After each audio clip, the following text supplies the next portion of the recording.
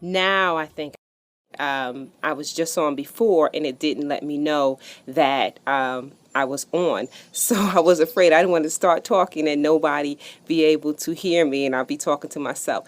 Anyway, welcome everybody. This is Dr. Adair. Thank you so much for joining me this afternoon. I am sitting on my porch in Georgia, hot. But I just said let me just come outside because I'm told the lighting is better when we're outside. I've been kind of pondering since, thanks for the love. I appreciate it. Thank you so much. If what you can do for me, I can't see my chat box on the bottom, but if you can go do two things for me as we chat, if you can, on this little man right here, I think he is, just press him so that other people can join. You can share our broadcast and other people can join in the knowledge that I'm going to be sharing with you guys. And also, as always, I love to see the hearts. I really can't see the chat box. So I probably did something wrong. So bear with me.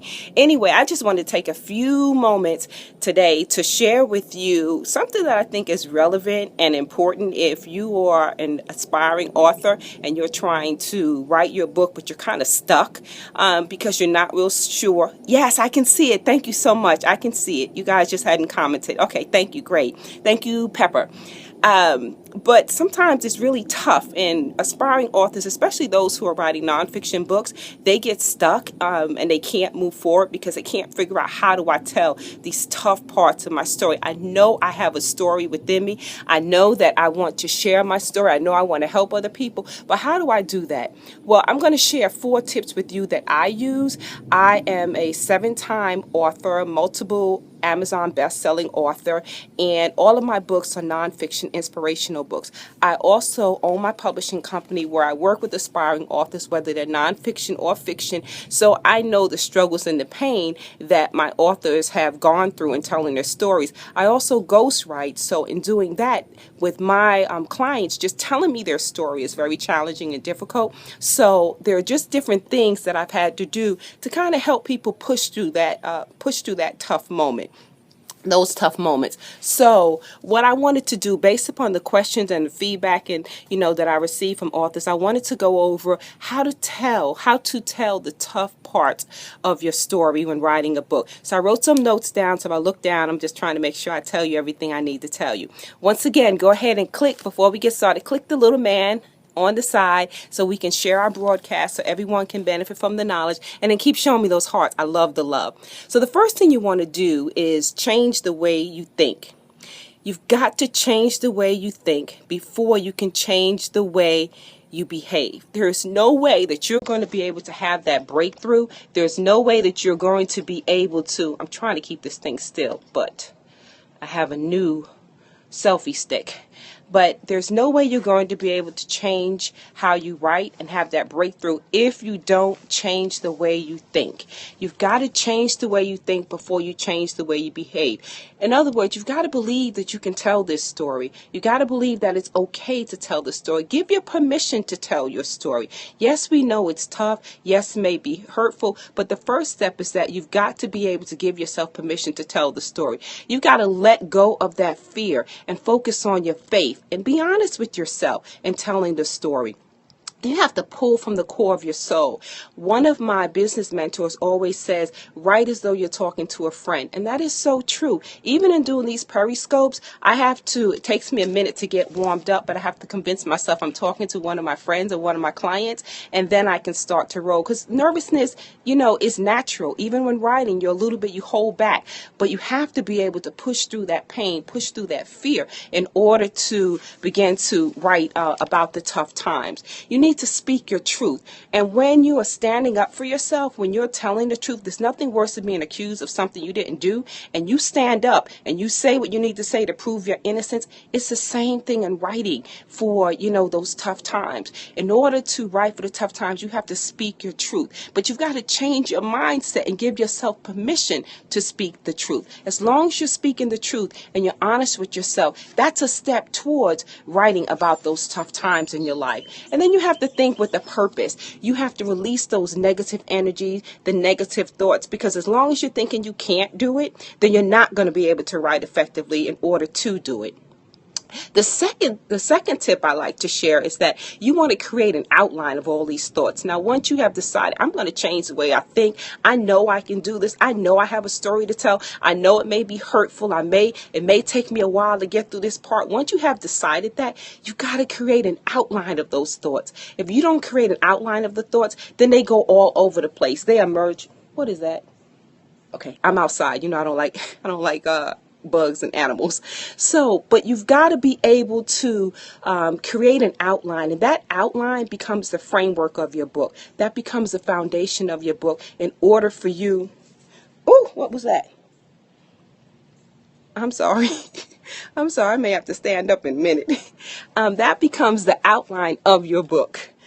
And with the outline of your book, that makes it a little bit easier for you to begin to, I'm moving away from whatever that was, a little bit easier for you to write and say what you want to tell in your book. Let me see, is that lighting okay? Okay, I think that's okay. So basically, you have to decide what you're going to tell in your book. That's the great thing about writing your own book. But in order to effectively tell what you're going to be able to write in a book, you have to have an outline that guides you, because otherwise you'll be all over the place. One of my other business mentors taught me that a confused mind does nothing. So if you don't have an outline, then you're going to be writing all over the place and you're not going to be making progress. So with that, sometimes we are afraid to tell some stories. And let me just tell you a little bit about me. I said that I'm an inspirational, motivational speaker, but it wasn't always easy for me to tell my story. There were three stories I was hesitant about telling. Like I said, you can decide what you want to tell, or not tell. But there were three stories I wasn't sure if I wanted to tell them. And creating that outline allowed me to see there was a place for them to be told. And the first story was growing up. I was trying to tell my story to tell people, despite and in spite of whatever they've gone through in their lives, they can get over it. You just have to have an action plan. And the first story was telling the story about growing up in Brooklyn with an abusive and alcoholic mom. You can only imagine everything that came along living in that environment. I guess I would be what they call now homeless at that time, but back then I was just living with my grandmother. We didn't call it homeless back then, but nowadays it's called homeless. For many years we just lived with my grandmother. And my mama was an alcoholic and was a physically and emotionally abusive relationship. Well, I didn't know if I wanted to tell that story, because people always see the end product. They see Dr. Adair. They think, my father was very renowned, where he lived, and they didn't make the connection. How could I live like this and daddy lived like that? But that's a whole nother story. But I wasn't sure if I wanted to tell that story, because in telling that story meant I would be telling my mom's story. And I didn't know if I was okay with doing that. So I had to convince myself that even though it was my mom's story, she's deceased. She died when I was 14 of alcoholism. That even though that I was telling her story, I really was telling my story. So I was hesitant about that. But when I created my outline of my book, knowing that I wanted to teach people how to go hard, I said, how could I not tell this story? So you have to convince yourself that it's okay to tell the story and include it in your outline. And the outline kind of helps you to know whether that tough story really does have a place. The next story I was afraid to kind of tell was about being sexually assaulted, because of course I felt like everyone feels it's my fault. And then third, about my first suicide attempt that I tried at the age of 13, living in an alcoholic abusive environment. Again, having an outline helped me to recognize that in telling that story, it would be really helpful for me and for my readers. Go ahead and click the little man. Some people are dropping off. I guess I'm boring you, but some people are dropping off. Click the little man so we can get more people on our broadcast. And send me a message if what I'm saying is making sense to you, if it's helpful to you, or if you have any questions. So the second tip on how to tell the tough times in your story has to do with creating an outline of those thoughts. You're not sure of what you want to include. You don't want to include too much. You don't know if you include too little. But if you have an outline, that'll help you to decide what it is that you want to include. The third step is claiming your story, knowing that it's your story, and I just kind of said that it's yours, so tell it. Give yourself permission to tell your own story. You control how much you're going to tell, when you're going to tell it, but give yourself that permission to tell the story. Because they're going to be haters either way. If you're writing fiction, they're going to hate on you and say, well, where did you get that idea of how, what you should write about? And if there's nonfiction, they're going to say, why would you want to tell that?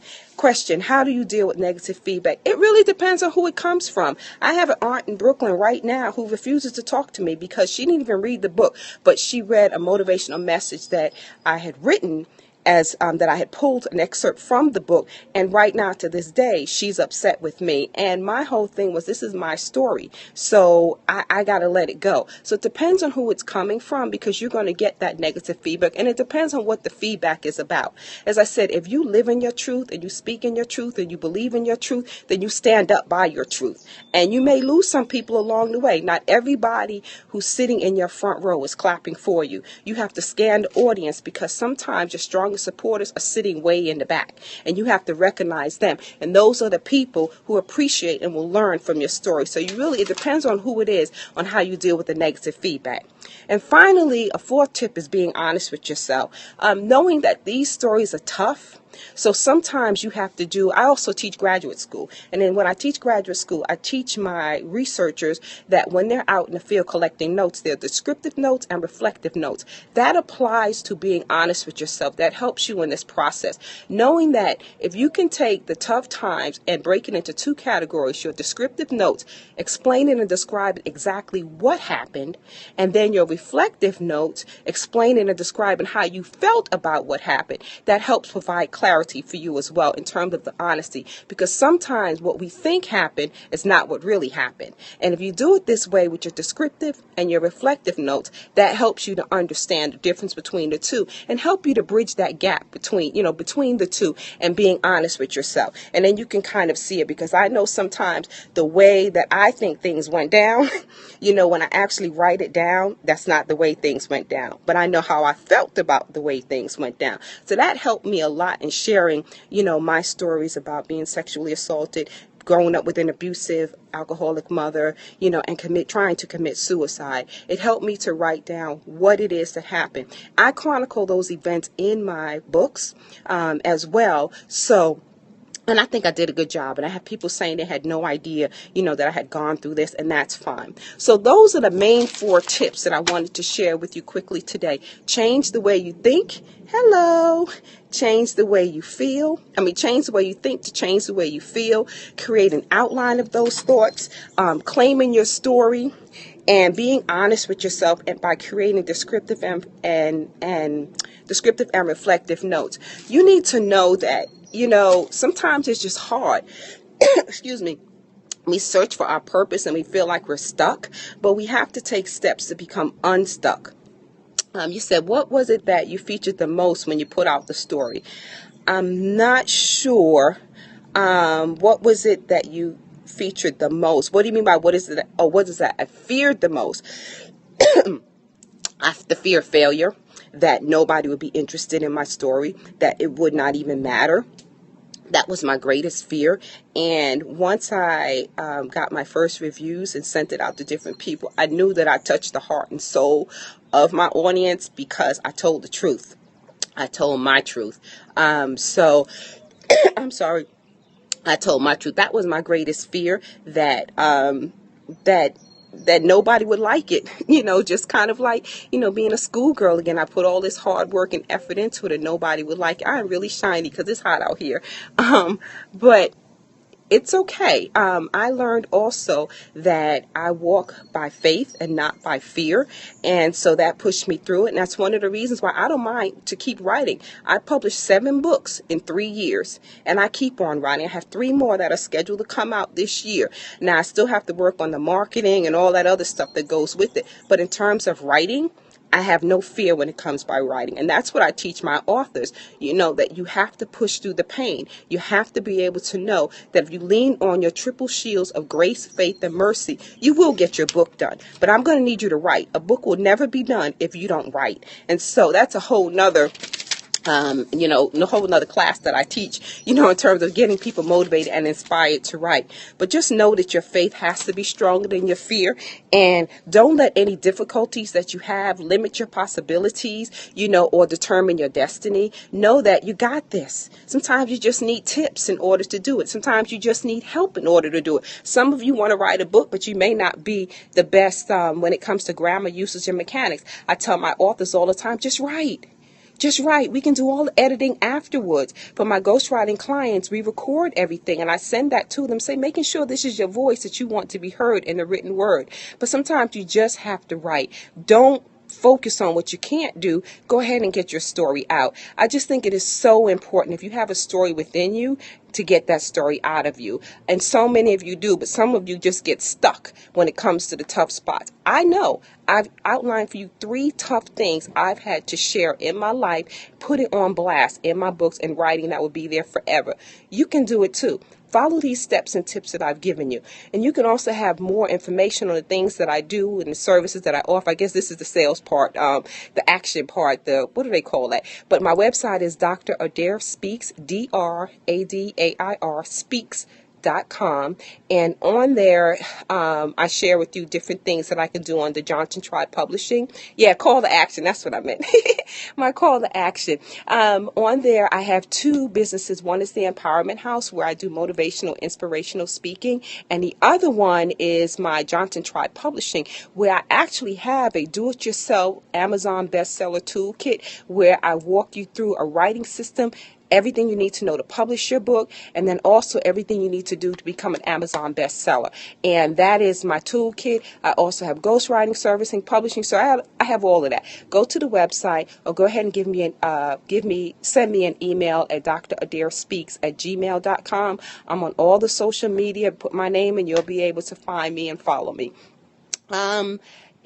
Unless there's any questions, those are the 4 tips I really wanted to share with you guys today, because there's so many self-publishing gurus out there. I always try to see what everyone else is doing and to see how I can add to the body of knowledge. What is it that I can add that I'm not seeing that the other periscopes or the other, I'm so shiny, and the other people are doing.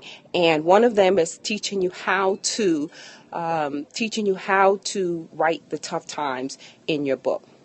So with that being said, thank you guys so much for joining me. I think this went a little bit longer than I thought it would, but I hope the information was great. Please share with your friends and your followers, anybody. All the love I can get, it will be all the love I can take.